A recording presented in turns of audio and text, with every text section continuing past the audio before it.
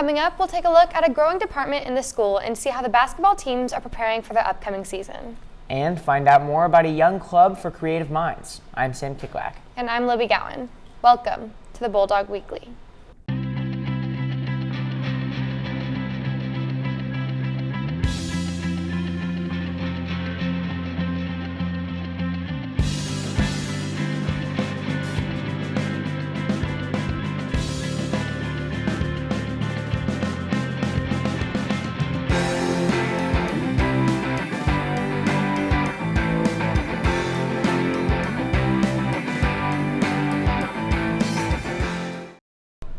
Welcome back to the Bulldog Weekly. Today is December 3rd. Thanks for joining us. First, we'll start off with some national news. The wildfires in California are finally contained, and analysis reports have been released stating that the first fire started in Butte County, South California. On the same day, fires ignited 500 miles away in Southern California. 14,000 homes were destroyed and 88 fatalities have been reported in Butte County. In Los Angeles and Ventura counties, 3 fatalities and 100,000 acres of destroyed land were reported. The 2018 season for wildfires has been the most destructive in California history, with over 7,000 wildfires destroying miles of land. These wildfires are expected to cause mass smoke inhalation for months to come. President Trump responded with criticism of how billions of dollars are being used to fund the firefighting effort, and yet little results are being shown. That's all for this week's national news. Starting with the class of 2020, a College Board Opportunity Scholarship will offer up to $40,000 in college scholarships by completing college readiness activities. For more information, visit opportunity.collegeboard.org. The last day for new drivers to pick up driver permit forms will be December 11th.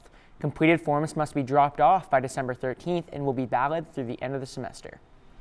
If you have any unused cardboard boxes, the pre-engineering department would appreciate all donations as they design chairs out of cardboard this month. The annual FHS blood drive is being held on December 6th. Students above the age of 16 may sign up during all 3 lunches in the cafeteria and by the wooden stairs. When you sign up, you will receive a permission slip that your parents must sign. On the day of the blood drive, make sure to bring your photo ID and your signed permission slip. There will be a cocoa and cramming session to prepare for the upcoming finals where students will be able to meet and receive help from their teachers. It will be held on December 11th from 4:30 to 7:30 in the cafeteria. If you would like to sign up, you can use the link in the student announcements. If you would like to be a part of this year's edition of the literary magazine Connotations, submit your entries of photography, writing, and art for a chance to win. See FayettelleConnotations.org for a chance to win up to $75 in prizes. Last year, one student had a goal to create a club where people could express their creative likeness. The Young Authors and Artists Clubs meet during A&E to share writing and other things. Aiden Bermillo has more. The Young Authors Club is fairly new in the school dynamic and allows for students to share their creative ability to the school. So the Young Authors and Artists Club was founded last year by freshman at the time, Alice Kai. She wanted a space where like-minded students who like reading, writing, drawing, art, and creative expression could work together and develop creative projects. So my inspiration for founding this club was that I saw that there was not much room for creative writing in all the classes that we had. So I thought this was a nice, safe place for people to develop their writing skills and their art skills. Okay. Alice and I wanted to create a space where you could do activities that were kind of restricted to upper-level creative writing classes or specific art classes. What kind of experience I personally get in the club is a sort of a familiarity and like a comfort because, you're with people of similar interests and it's a place to, branch out your interests and, the things that you like doing, especially for writers and artists. It gives us sort of a place to be creative. The experience that you get in the club is kind of a safe and friendly environment. We do have food every meeting. So we're trying to make this a fun place for everyone. Okay. There's a lot of folks that come in, and so that's always fun.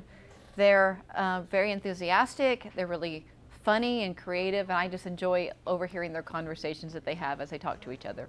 The club meets during A&E where they create writing to share with the school and the community. For the Bulldog Weekly, I'm Aiden Bermillo. Back to the desk.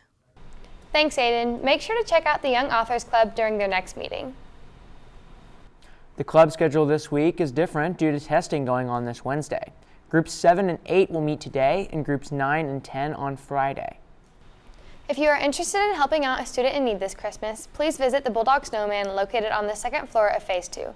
Participants will need to fill out a short information form and will receive a list of gift ideas. Items purchased for the students need to be returned to the office by December 10th. If you have any questions or concerns, please contact Miss Alley or Miss Wood. Balfour will be taking orders for caps and gowns from seniors in the cafeteria lobby on December 11th from 8 to 4:30.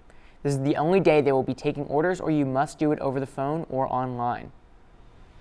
Final exams start in 2 weeks. Juniors are eligible for 1 exemption and seniors are eligible for 3. Applications will be accepted until December 7th at noon. The link for applications can be found in the student email. The 20th Annual Homeless Vigil will be hosted by Student Council on December 6th from 5 to 11. They will be selling personalized Bulldog sweatshirts for $20, as well as accepting donations of non-perishable food items and monetary donations. All proceeds and donations will go to the Families in Transition program to support homeless children in the district. The Stagecraft department is a commonly overlooked program at our school that is looking to add a 3rd tier to their classes. Braden Calvert has the story. Stagecraft offers a unique opportunity for students to combine their skills and enhance them while they build scenes for the stage.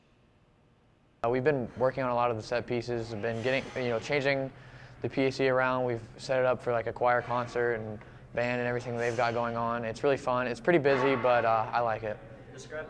I've observed a couple of drama classes today, one of them being Stagecraft 2, and I've watched them take apart different sets. They've also been doing the lighting for the Drama 2 shows, so that's been pretty awesome to watch. I learned a lot from Rose, even if it's not Stagecraft related. He just is a good life teacher. Stagecraft is currently limited to only 2 levels, but the students are hoping to be granted a 3rd. We want to have Stagecraft 3 because we went through Stagecraft 1 and we were learning about everything. Then Stagecraft 2, we get to do a lot of the things, so build sets and work on all the pieces that go together in it. And so Stagecraft 3 would probably be more of the same thing, and it's just really fun. Stagecraft is a great class, and I think that there should be a Stagecraft 3 next year, but there's not, so there should be. Well, we need enough people to want to take the class, because right now we only have, I think, 1 Stagecraft 2 class. So if we had enough people from Stagecraft 2 want to be a part of Stagecraft 3, then we can have another class. Consider signing up for Stagecraft if you would like to build scenes for the stage. For the Bulldog Weekly, I'm Braden Calvert. Back to the desk. Thanks, Braden. If you would like to know more about Stagecraft classes, talk to Mr. Rosenhauer in the PAC. After the break, we'll see how one sport is preparing for the winter season. We'll also catch up with Elizabeth Willits for your Bulldog Sports Report. See you in 30.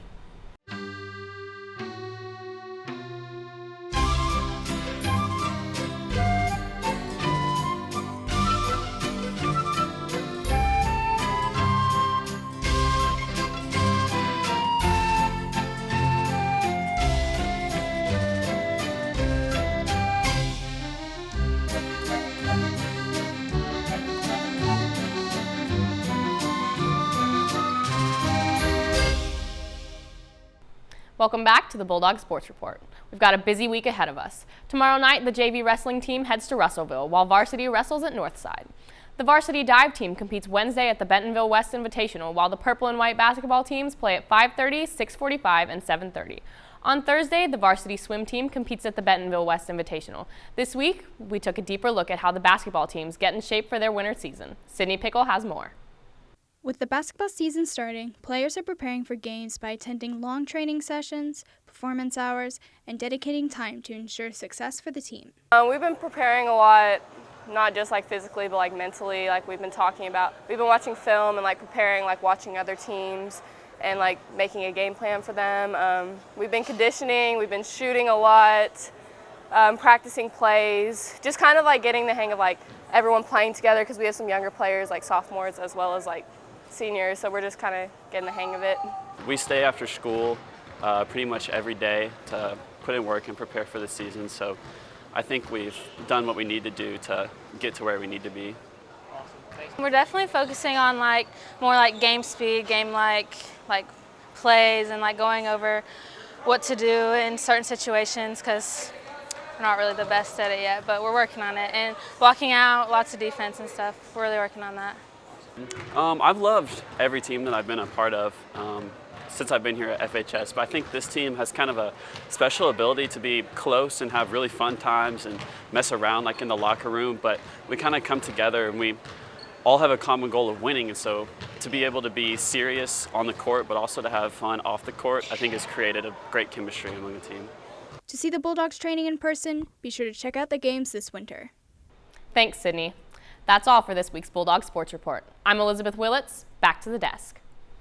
Thanks, Elizabeth. That's all we have for this edition of the Bulldog Weekly.